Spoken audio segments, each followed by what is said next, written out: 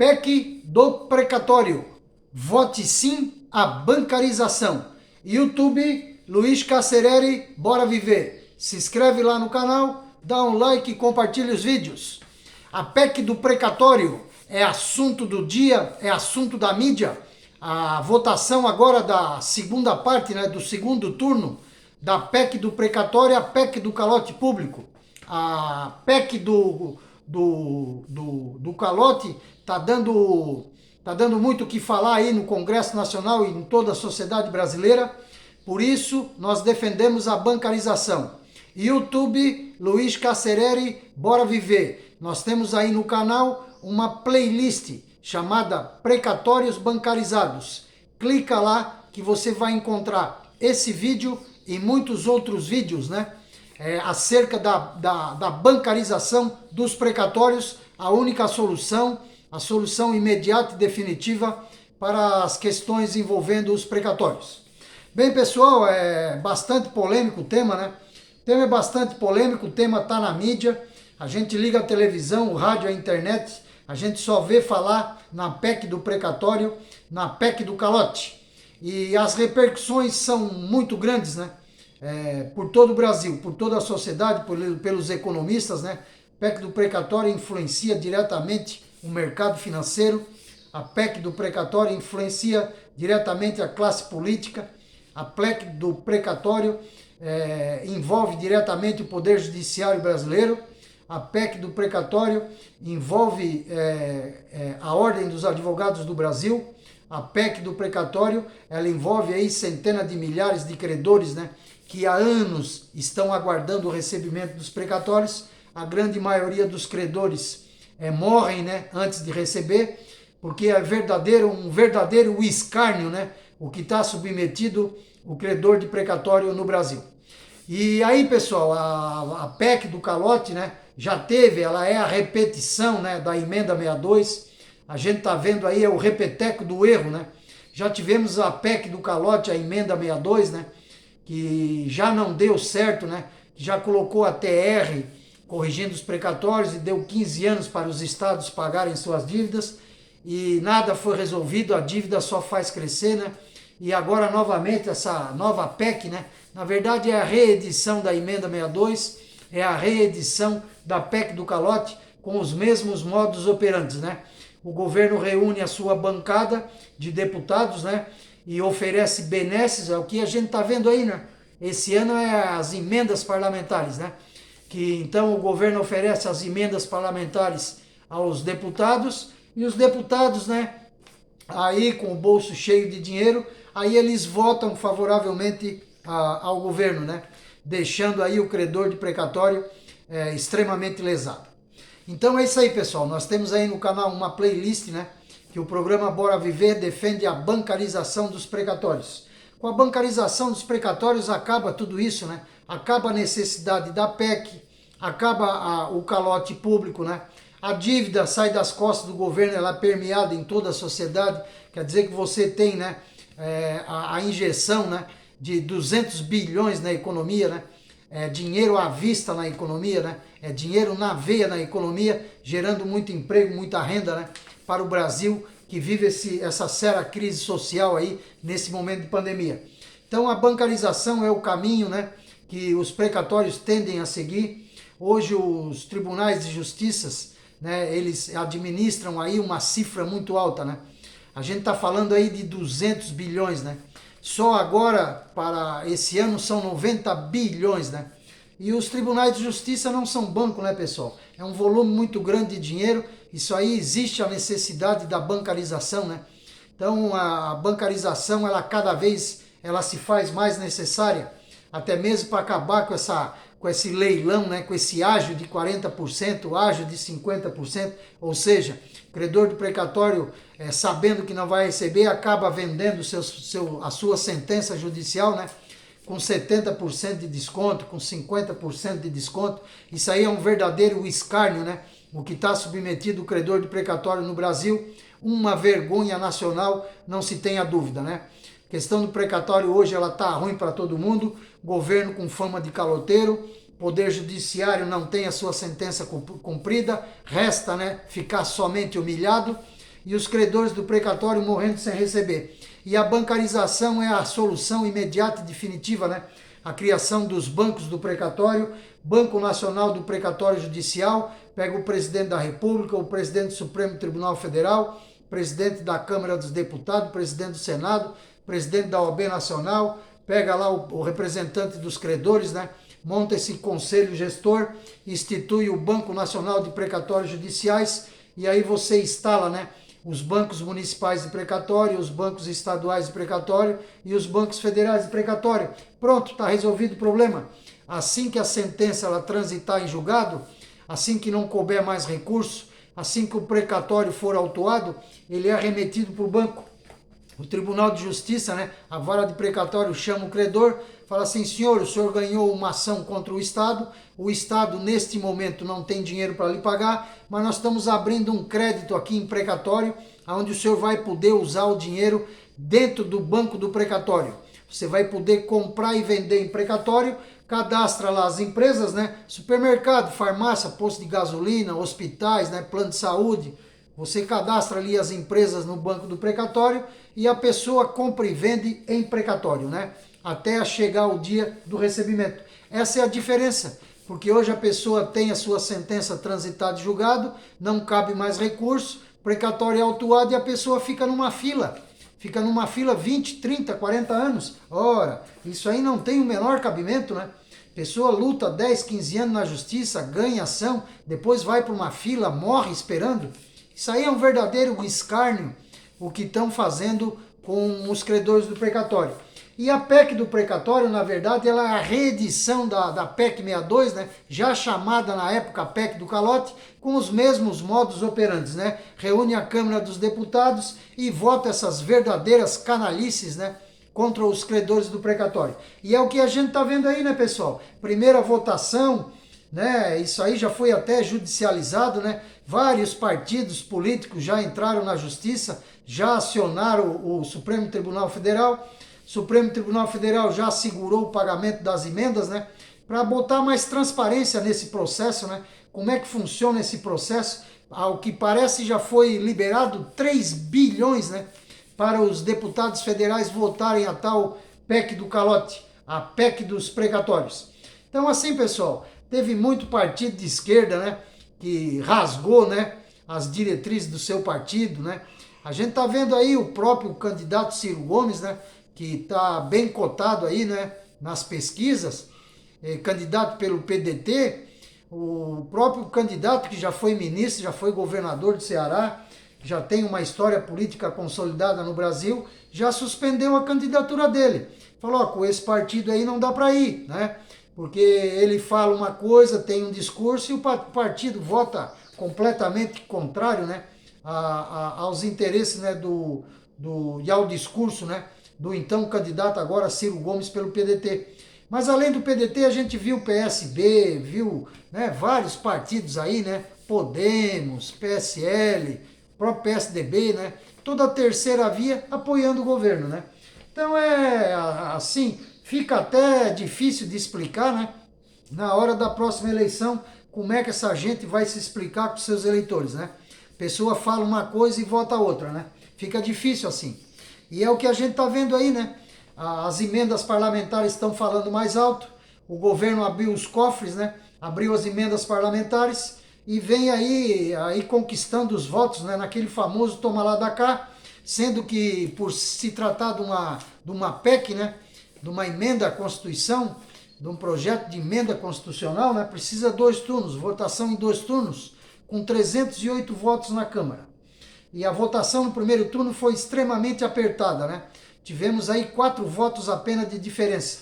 Tivemos uma votação de 312 votos, sendo que o quórum, né, era 308. Quer dizer que a bola bateu na trave e entrou. E agora, né, com a judicialização, com os partidos, né, os presidentes dos partidos foram em cima dos deputados, estão conversando, existe uma pressão muito grande, né, dos credores de precatório, da própria OAB, né, e da classe política como um todo, e do povo brasileiro como um todo, né, pessoal? Eles querem pegar 90 bilhões, querem gastar 35 bi com o precatório e fica lá, né, 60 bi aí para trás, né? Aonde que o dinheiro vai comer solto na eleição no ano que vem e a maneira, né, o modus operandi hoje, pelo visto, né, ao que parece, é através das emendas parlamentares. O governo libera as emendas para o deputado vai lá e vota favoravelmente, né? Esse aí é o esquema, é o que a gente está vendo aí, o relato por toda a mídia brasileira, né? Então, pessoal, a questão do precatório, a gente já tem uma playlist no canal. O programa Bora Viver, né, defende a bancarização dos precatórios. A bancarização dos precatórios é a solução definitiva e imediata para o problema dos precatórios, né? Hoje a gente tem uma dívida aí que nem o governo, nem o Poder Judiciário não sabe dizer quanto é que é, porque o precatório é uma indústria, né? Na verdade é uma indústria de sentenças judiciais contra as fazendas públicas, né? Estadual, municipal e federal. Então todo dia tem ação protocolada contra a fazenda pública, né? Todo dia tem condenação, todo dia tem precatório vencido, né? Todo dia tem cálculo de juro.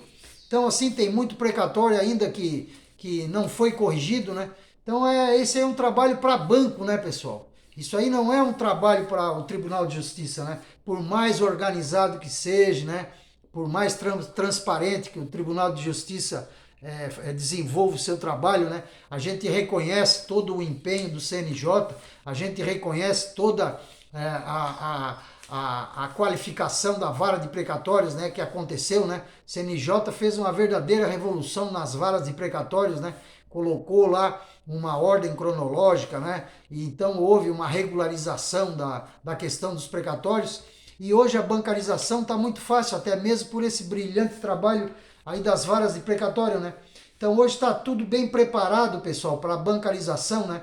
Você tem que criar o Banco Estadual do Precatório, você pega o governador, o presidente do Tribunal de Justiça, presidente da Assembleia Legislativa dos estados, né? Presidente da OAB estadual, né? O representante dos credores estaduais, você monta esse conselho gestor com os atores envolvidos no precatório, e você monta esse conselho gestor e monta o banco do precatório, hoje tudo digitalizado, né, pessoal? Não precisa nem ter agência, hoje a gente tá vendo aí essas fintechs aí, hoje a gente tem o Bitcoin, hoje a gente tem várias moedas já, né, rodando pelo mundo. Então o precatório tende a ser uma próxima moeda, né? É uma questão de tempo para a bancarização acontecer. O volume de dinheiro, a dívida, né, só faz crescer. Os tribunais de justiça, na sua grande maioria, né, não tem essa capacidade bancária, né? Para administração aí de 30 bilhões, 50 bilhões, 8 bilhões, né? Por mais que a gente reconheça, né, o trabalho das varas de precatório, os tribunais de justiça não são bancos, né? E com esses valores aí, é muito importante você ter um banco, porque com a bancarização você vai ter um extrato diário de cada conta, aí a gente vai poder chegar num valor mais exato, né, da real dívida do precatório. Porque com a bancarização você vai calcular, né, todo o juro, né, de todos os anos, né? Você vai fazer o que a gente chama da correção dos valores e você vai estratificar.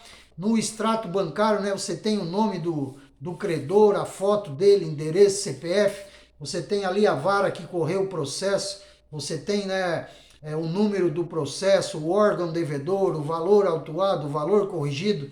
Quer dizer que está fácil de se estratificar. Cada credor do precatório com a sua conta, cada conta com seu extrato. Final do dia você passa a régua lá e fala, o Banco do Precatório Paranaense tem tantos bilhões, né, em crédito à disposição dos seus credores. E aquilo que hoje é tratado como dívida, com a bancarização ela vira crédito, né? Ela passa a ser um crédito. E aí o que acontece?